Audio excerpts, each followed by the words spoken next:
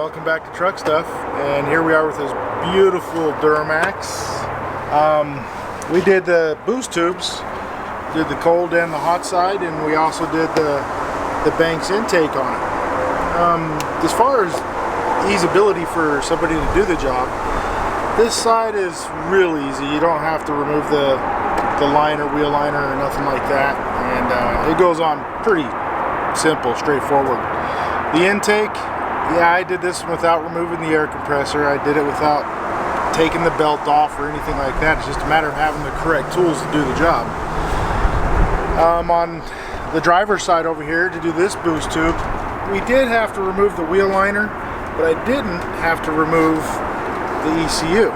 All I did was maneuver a couple of the wiring harnesses out of the way, and I was able to get that tube in there. So all in all, it's a real simple install, even for somebody with limited amount of tools. Take yourself up to Harbor Freight and you can buy a 15mm 1/4" drive shallow wobble socket and do the intake without removing the AC compressor. So it's literally all it took. It's my trick. The drivability of it, throttle response is amazing. We haven't actually done a comparison on the fuel economy yet, but I'm gonna guess it's gonna go up. Actually, it's gonna go down because the owner of the truck's probably gonna drive with a heavy foot for a little while. But anytime you increase the ability for an engine to breathe, it's gonna get better economy as long as you keep your foot out of it.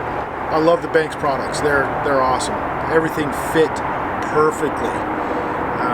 We're actually gonna be doing boost tubes and a monster ram on a friend of mine's Cummins. As soon as those parts get in, we'll do some videos, so stay tuned and we'll get them posted as soon as we get the job done.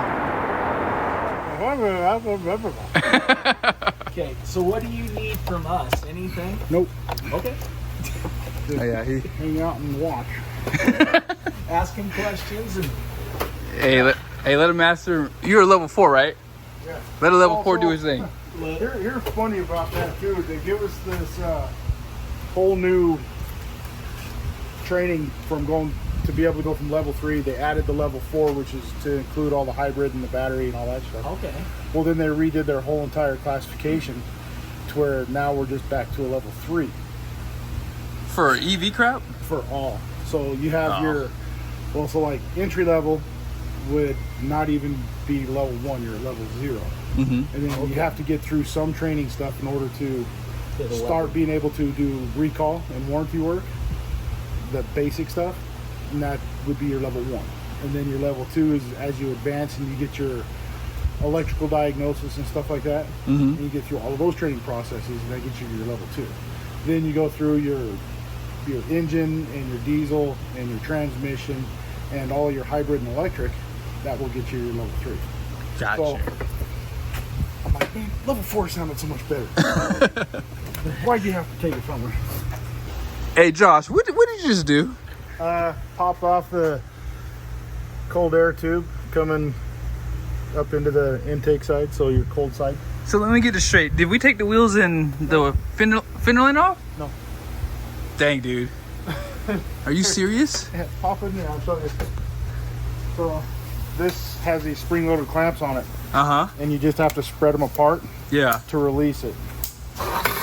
So it sits down in there, and with the air box out, you can literally reach in there, release those, and of course it just pops right off the intake there. Got you. Done. So you literally saved like 15 minutes trying to take wheels and tires off for some guys, basically. Hopefully. We'll see how putting the bank stuff on, if it goes as well as we're hoping. And that side's going to be a little bit more difficult, but I don't think we're going to have a problem being able to do both sides without taking wheels and tires off. Okay.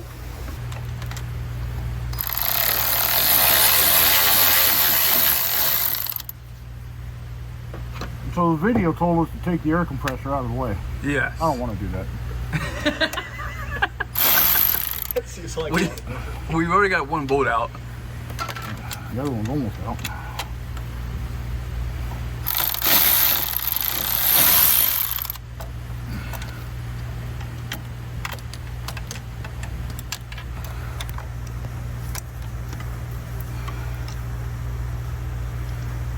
And this is why I taped that car.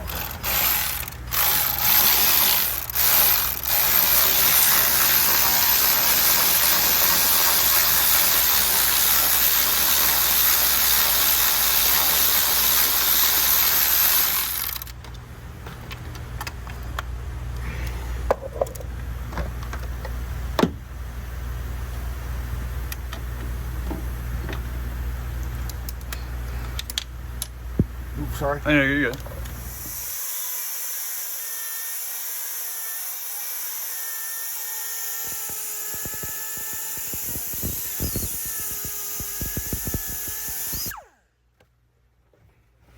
Banks is one of the only manufacturers when we get stuff, I know I'm going to have everything I need. Yep. Wow. So he got that off. You basically cut off. Did you cut something off of that? I weakened it Uh-huh. because it's stainless steel. Oh. So I ground down through a little bit of it, weakened it so I don't have to pinch my knuckles on my side cutters when I cut the rest of that clamp off. Got to be careful what I call those things. Knuckle busters. Well, they're actually a dike. Oh, yeah, So- that's right. See, people are telling me you can do this by yourself. You're right. I know how to do this, but he does it way better. Wow. That's without pulling the AC compressor. Yeah, AC compressor. That Look how black metal piece look right. how teeny that thing is. Wow. Pretty restrictive. Let me see. Yeah. Grab that. Where's that new one? It's back here. Let me grab it.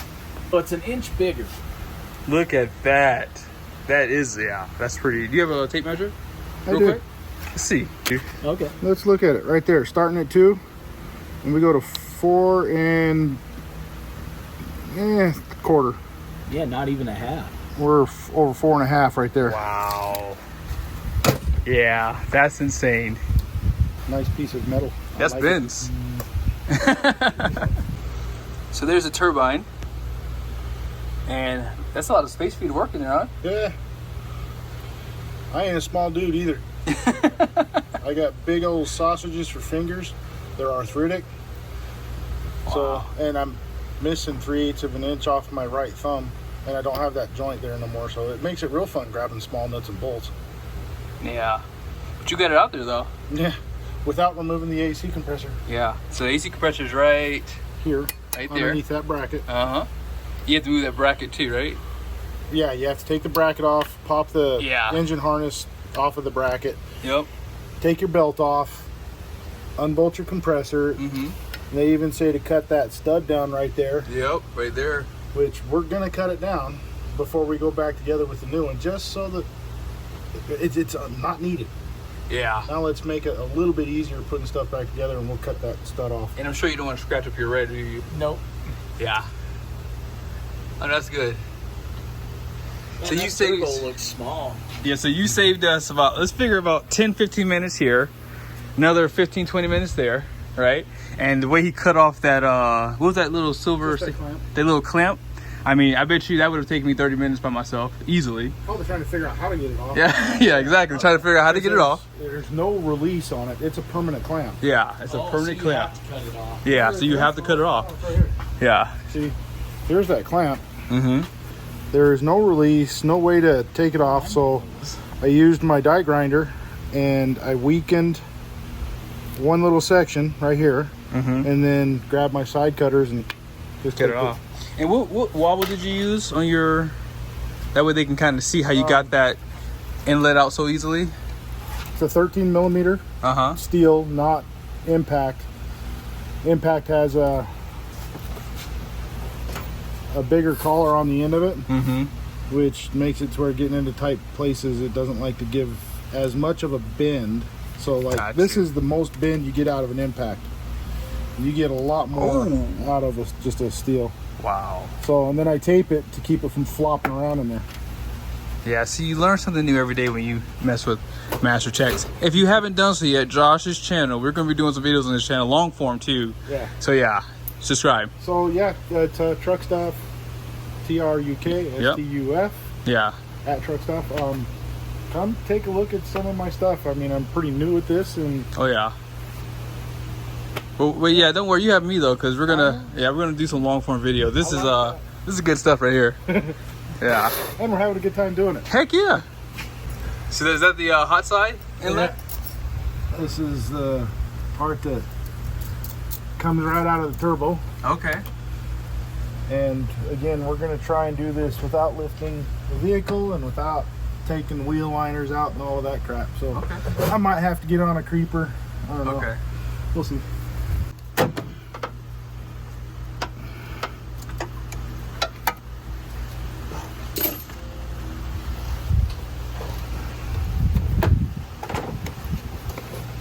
So we're still working on that hot side boost tube. Again, we have not taken the wheels off, nor the wheel well. Hopefully.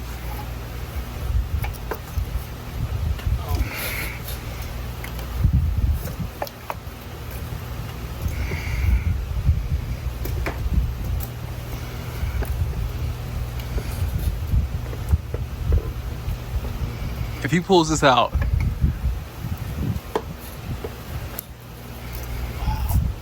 this is going to be tough. we might have to take this side off, right? No, I'm determined not to. Let's get that off though, so it's not dinking with us. Yeah. Because I know that's in 2 pieces on that side. Yep. Yeah, it is. That's why I don't want to. If I can get this out without creating a problem, I know putting the multiple pieces in will be a lot easier. He got it. Are you kidding me? You guys see this? Wheels and tires still on. And there you are. This is the part that the guy at Banks was saying will always leak as soon as you drive it off the factory floor. Wow. That's insane. Took me 10 minutes to get that side off total, and that's dinking around. Wow. Yeah, again, we have not taken wheels and tires off yet, and Josh said he's determined not to at this You point. got to prove that it can be done in somebody's driveway Yeah. with minimal amount of effort. Yeah, So well, I think we're proving it. you could do it, but 90% of the guys out there won't be able to do this. You're watching me do it though, so now you can just duplicate that. So I mean, I'm trying to work myself out of a job here.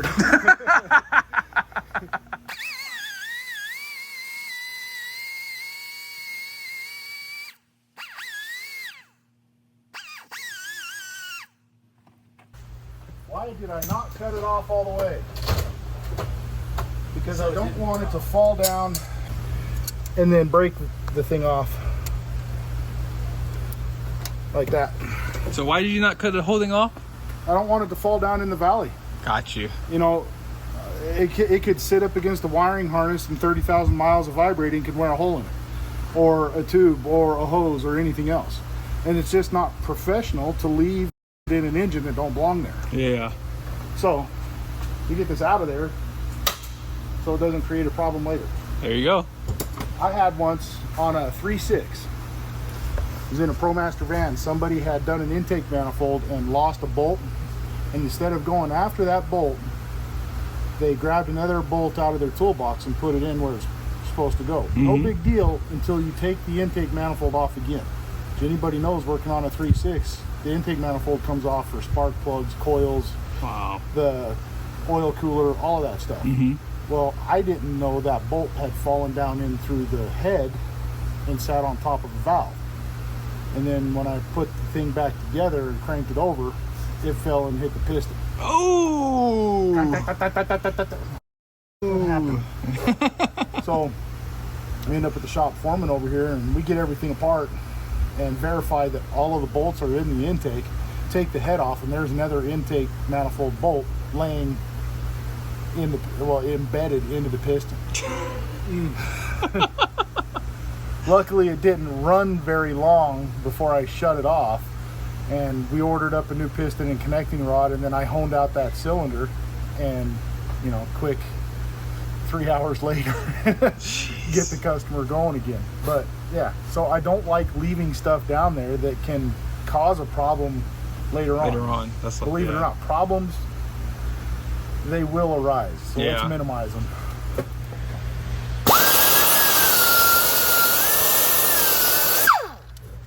Bada bing. So what did you just do just now? I took the burr off because we didn't cut all the way through, and then we broke it off. There was a little burr that was on the end of that stud.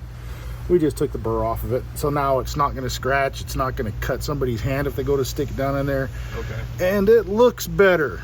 Looks more professional. So what are you doing here? Making sure that the bolt doesn't fall out while we're setting the intake back in. So it provides us a way to hold it, and then once we get it in, if you wrap this right, you pull on this and it will tighten that bolt in for us. Wow. All right, so that's all we're doing is making a little lanyard so that we don't lose that bolt. Inlet is going in. Hopefully. Now, did we need to lube the seal on that? No. Okay. No. You put any kind of a petroleum product on those O-rings, it can degrade them. Oh, okay. So you put them on dry. It's good to know. Good to know for the viewers. Mm-hmm. Holy moly. That is, Tight. yeah. Okay, that harness, we gotta move out of the way a little bit.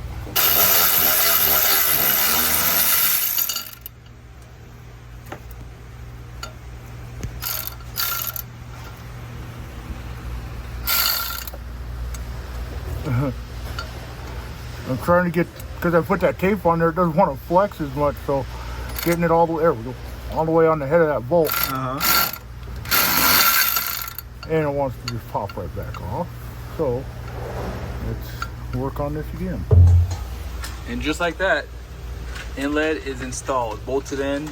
This isn't the hose clamp for that, is it? It is. It is. Kind of big. I should give you that. That's what she said.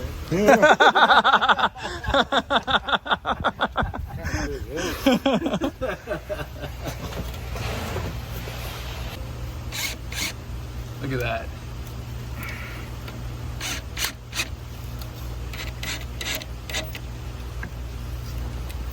Bada bing. All done. Inlet done. So we did have to take out the wheel well on the driver's side, but Josh did not have to take out the ECM. That was basically some of the directions that Banks gave us, and he was able to get in there without doing that. And he just tightened everything up. All I did was pop these two Christmas tree fasteners Uh-huh. out of the body, or out of the frame right here where they mount. And I took the pipe in from here. And then From the up was able top. to, no, from right through here. Oh. So I literally guided it in through this hole, wrapped it around, got the lines, power steering lines lifted up enough, and right in. No problem. Too easy for Josh. ECU still in. ECU still in? Yep.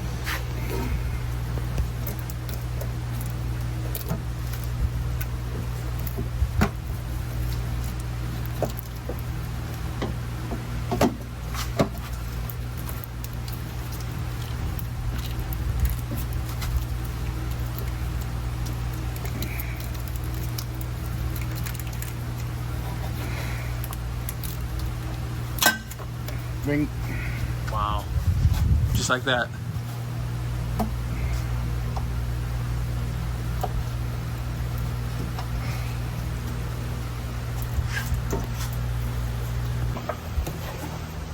Ready? Yep. Okay.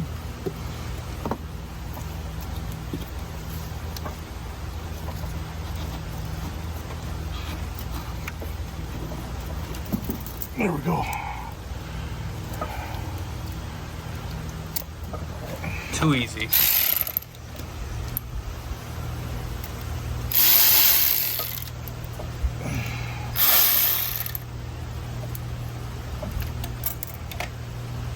Don't move.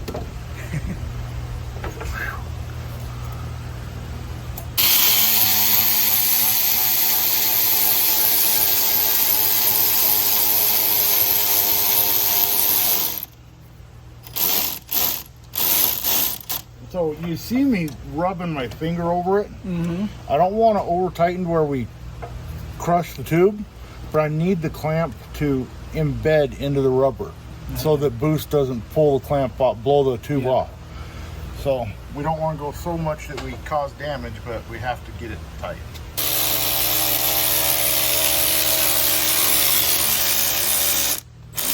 Oh, all right.